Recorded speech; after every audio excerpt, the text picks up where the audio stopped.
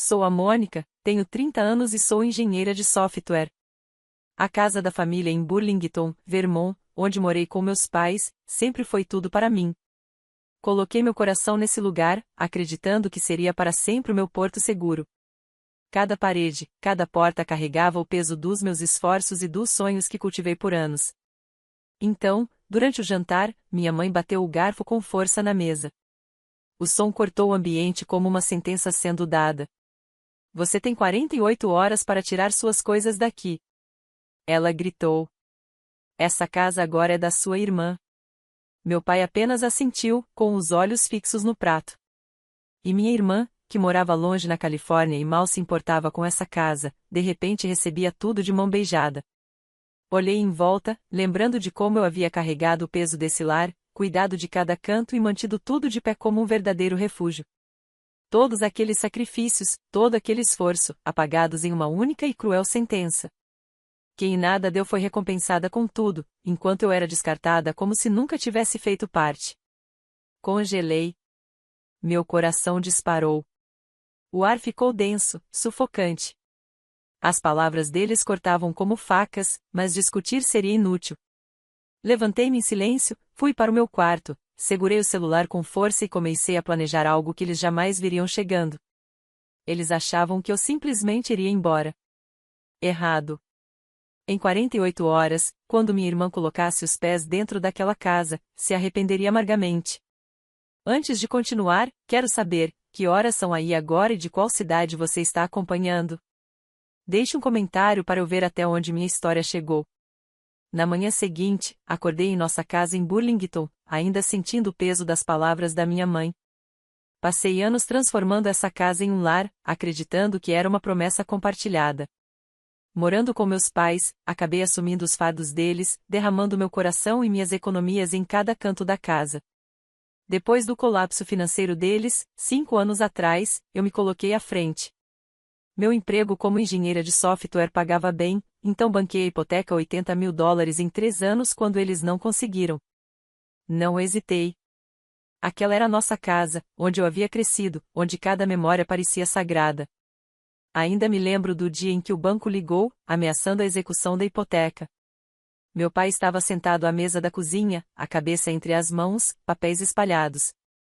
Minha mãe andava de um lado para o outro, a voz tensa de preocupação. Vamos perder tudo, disse ela. Eu não podia deixar isso acontecer. Esvaziei minhas economias, fiz horas extras e quitei o empréstimo. O alívio nos rostos deles fez tudo parecer valer a pena. Ou pelo menos foi o que pensei. Pintei a sala de estar de um bege aconchegante, substituí as tábuas empenadas do piso e consertei os degraus que rangiam. Cada prego que bati parecia uma promessa de manter a gente unido. Minha irmã, por outro lado, era como um fantasma. Morando na Califórnia, ligava talvez 2 vezes por ano, sempre ocupada demais com o trabalho de marketing. Quando mencionei a hipoteca, ela debochou.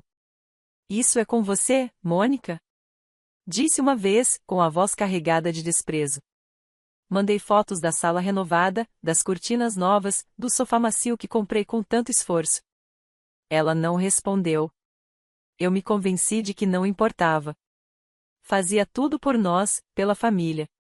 Às vezes eu andava pela casa à noite, passando a mão pelas paredes que eu mesma tinha pintado, sentindo como se fossem minhas. Mas já havia rachaduras debaixo da superfície. Meus pais dependiam cada vez mais de mim. Minha mãe pedia só uma ajudinha com as contas, e eu pagava. Meu pai, depois de ser demitido, parou de trabalhar e eu banquei até o conserto do carro dele. Eu não me importava, pelo menos não naquela época. Pensava que éramos um time. Sentava-me na sala de estar, que eu mesma tinha deixado aconchegante com almofadas e um tapete, e imaginava envelhecer ali, talvez até criar meus filhos um dia. Aquela casa não era só um prédio. Era a prova de que eu conseguia manter tudo em pé. Olhando para trás, percebo que ignorei os sinais. As ligações da minha mãe para minha irmã ficavam cada vez mais longas, o tom mais doce do que comigo. Meu pai falava da vida dela na Califórnia, do sucesso no trabalho, com um orgulho que nunca demonstrou por mim. Ignorei, disse a mim mesma que era normal. Eles eram meus pais. Nunca me expulsariam. mas o jantar de ontem à noite provou que eu estava errada. A decisão de entregar a casa para minha irmã não era apenas injusta, era um tapa na cara.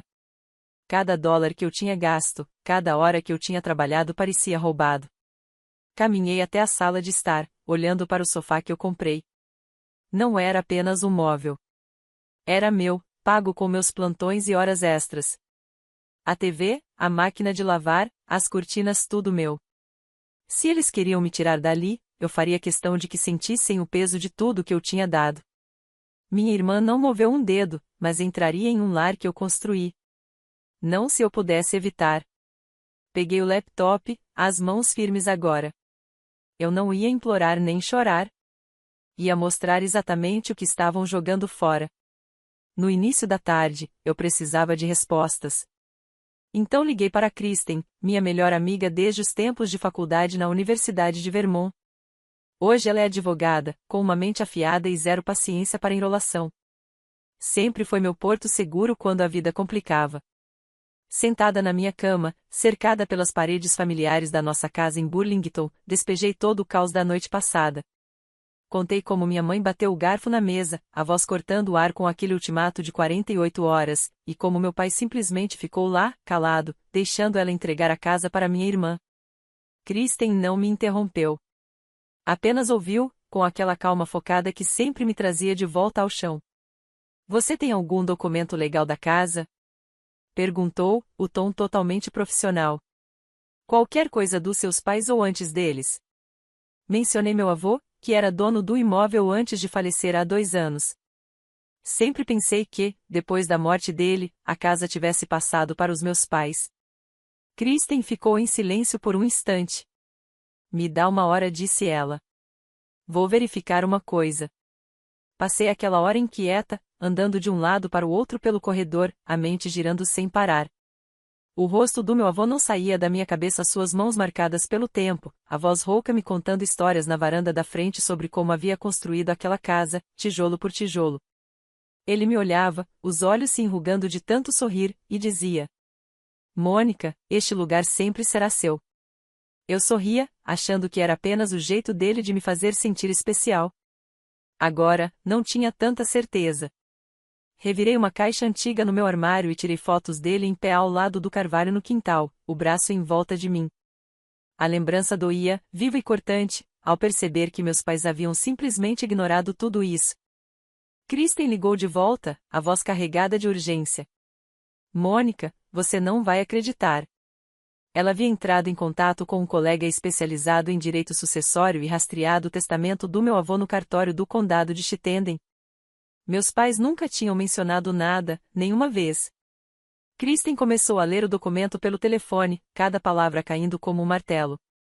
Meu avô havia deixado a casa para mim. Só para mim. Não para meus pais, não para minha irmã. O testamento estava assinado, reconhecido em cartório e registrado 3 anos antes da morte dele, me nomeando herdeira única da propriedade em Burlington. Afundei na cama, as mãos tremendo.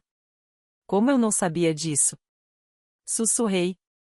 A voz de Kristen ficou fria. Seus pais tiveram acesso ao testamento. Eles escolheram esconder de você. A verdade me atingiu como um soco no estômago.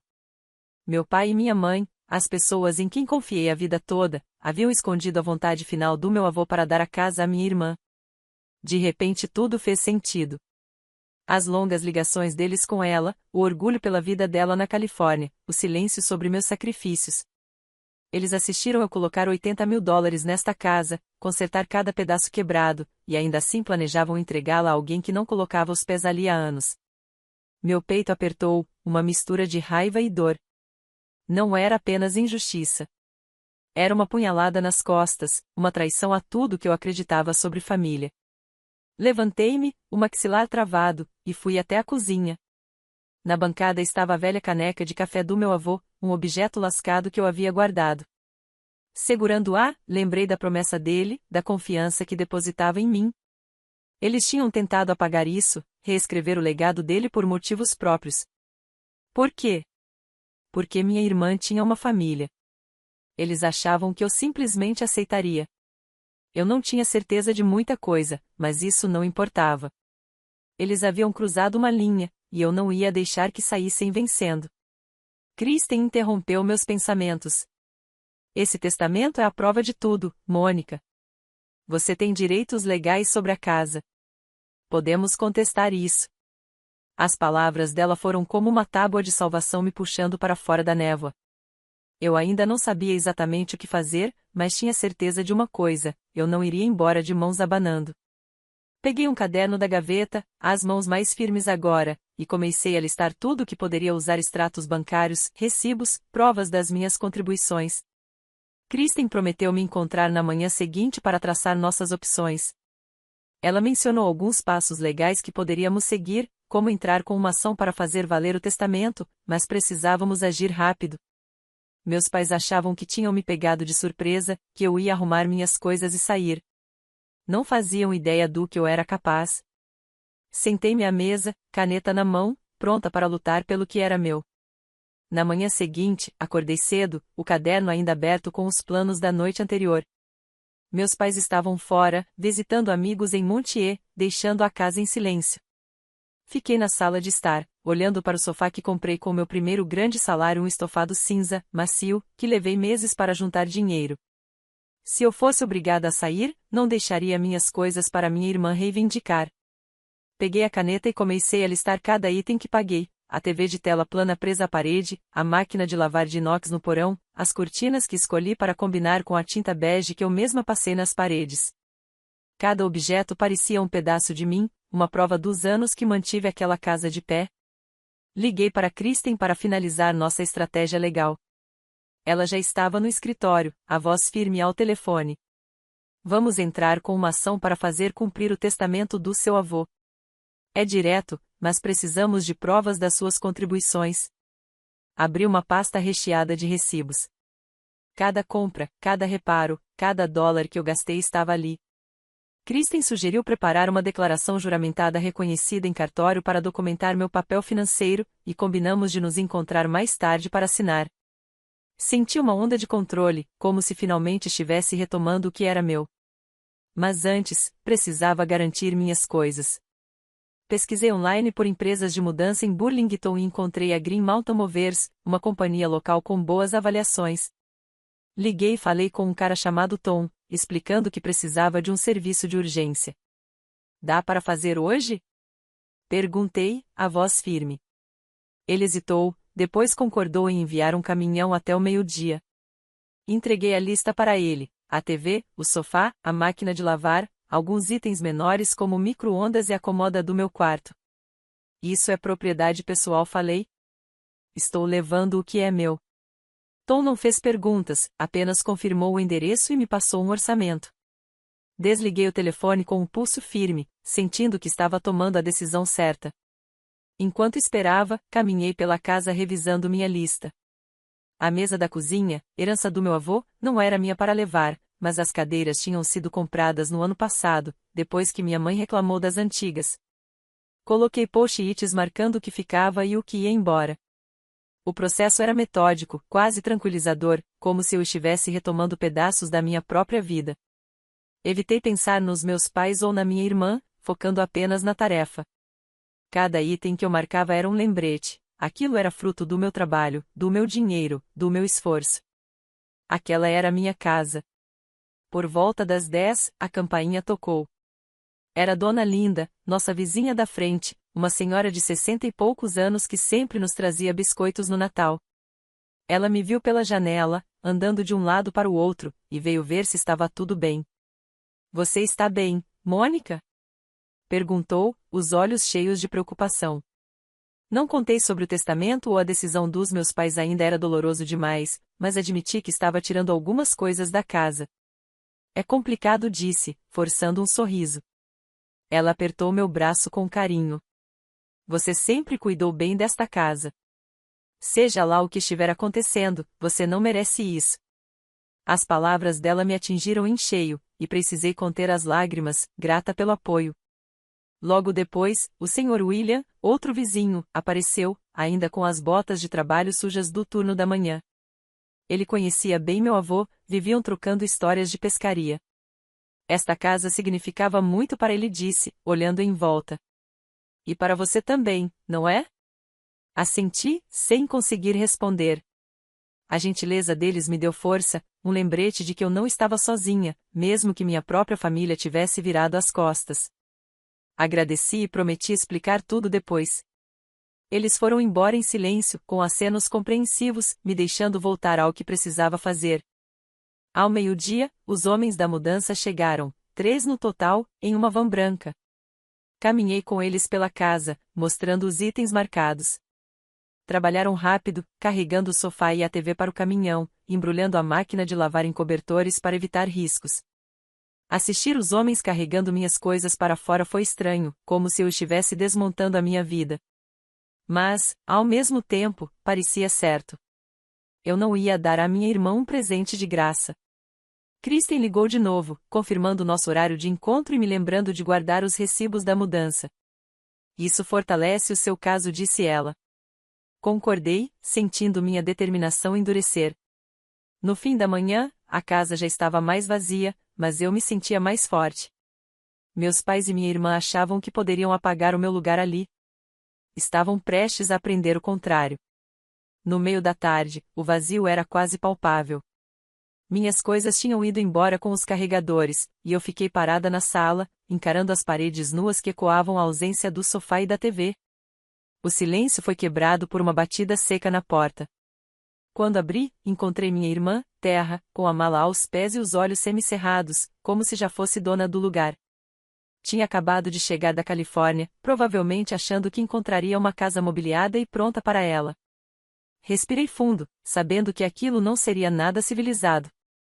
Terra passou por mim sem pedir licença, os saltos ecoando no piso de madeira. Onde está tudo? Disparou, olhando a sala vazia. A voz afiada, carregada de direito adquirido. Cruzei os braços, permanecendo junto à porta. Levei o que é meu, respondi, mantendo o tom firme. Ela girou o corpo, o rosto corando. Seu? A mamãe e o papai disseram que esta casa é minha agora. Você não tem o direito de esvaziá-la. Dei um passo à frente, a voz firme, mas fria. Eu paguei por aquele sofá, pela TV, pela máquina de lavar, por tudo que levei. Você não contribuiu com um centavo. Os olhos dela se arregalaram, mas ela não recuou.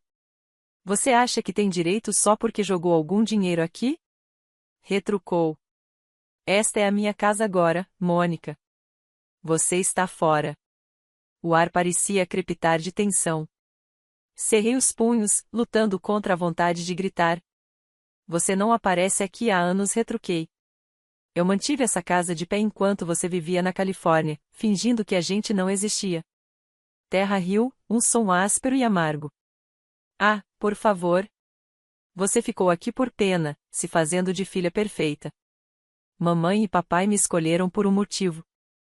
As palavras dela cortaram fundo, mas eu não vacilei. Eles escolheram errado, disse, dando um passo mais perto. Você não faz ideia da metade do que eu fiz por esta família. Ela começou a andar pela casa, entrando na cozinha, descendo até o porão, o rosto ficando cada vez mais vermelho a cada canto vazio. As cadeiras, as cortinas. Gritou, voltando para mim. Você levou tudo. Segurei o olhar dela. Só o que eu paguei. Quero uma casa. Mobile você mesma. As mãos de Terra tremiam quando ela puxou o celular, a voz vibrando de raiva. Você é inacreditável. Vou ligar para a mamãe e o papai. Eles vão resolver isso. Dei de ombros, encostando na parede. Vai em frente.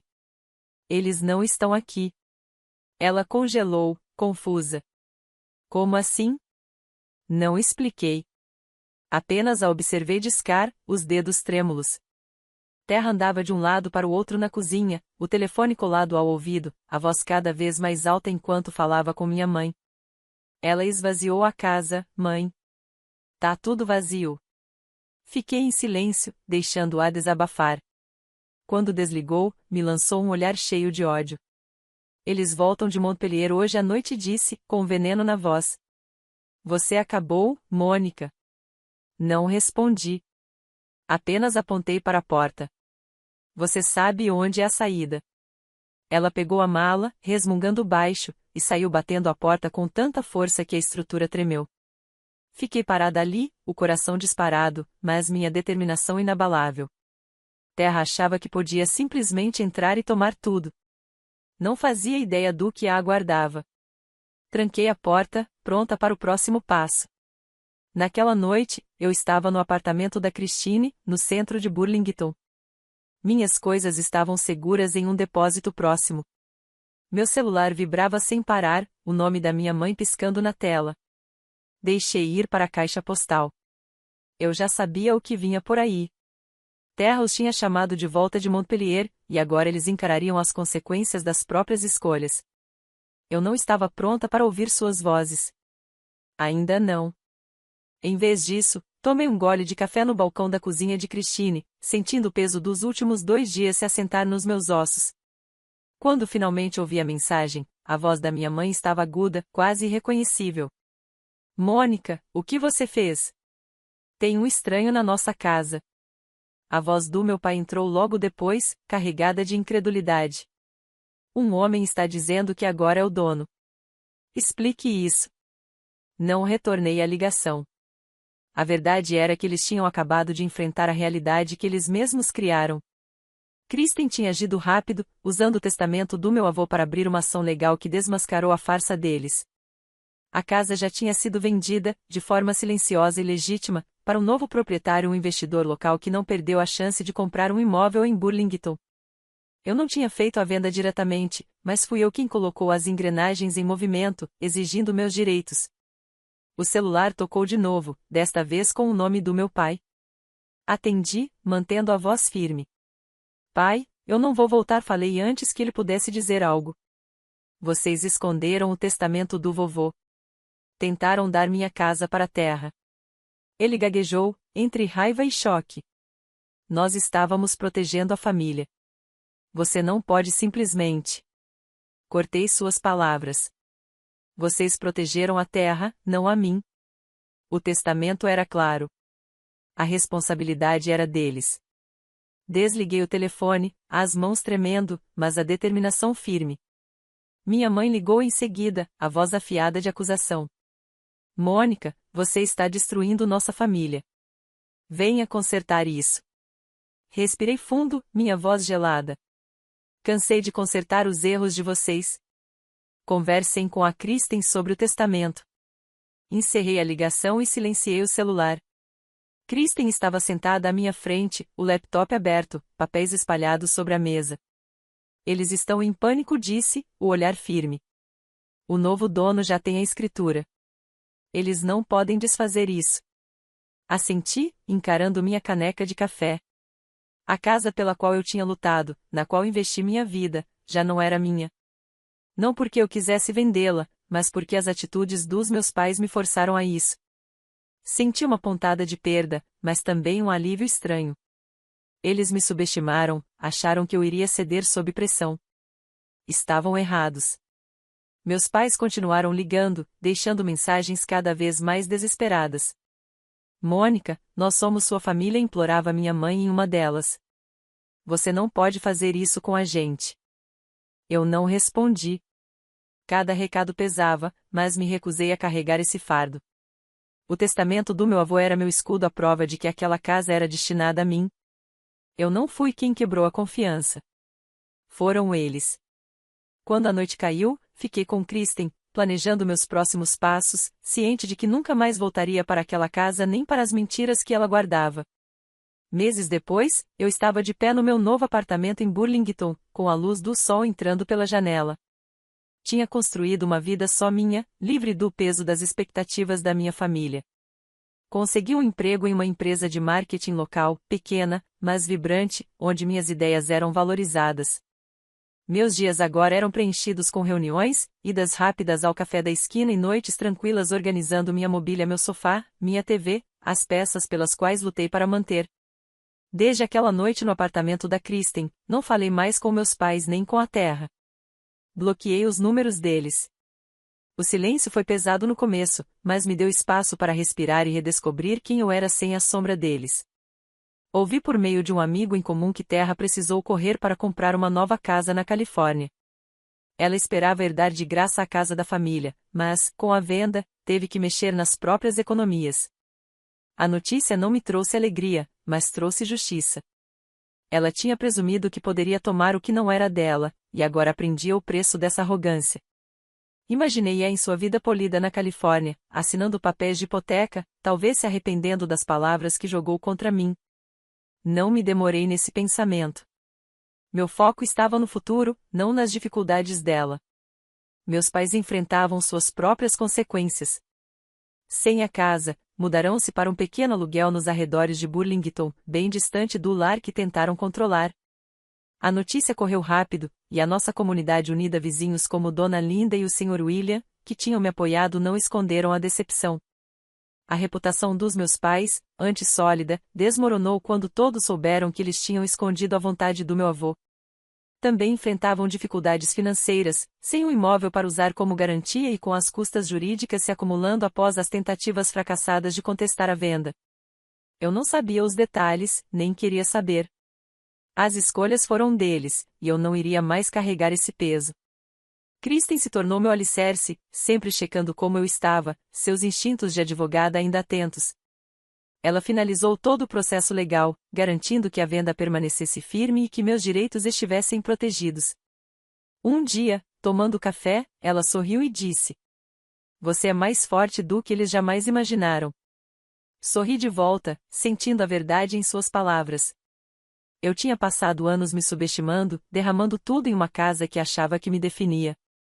Mas essa aprovação me ensinou algo mais profundo: meu valor não estava preso àquele lugar nem à aprovação deles. Estava na minha capacidade de me impor, de traçar limites, de escolher a mim mesma. Aprender a impor limites foi a lição mais difícil. Cortar contato não tinha a ver com raiva, mas com proteger a minha paz. Eu já tinha dado demais, por tempo demais, tentando agradar uma família que nunca me enxergou.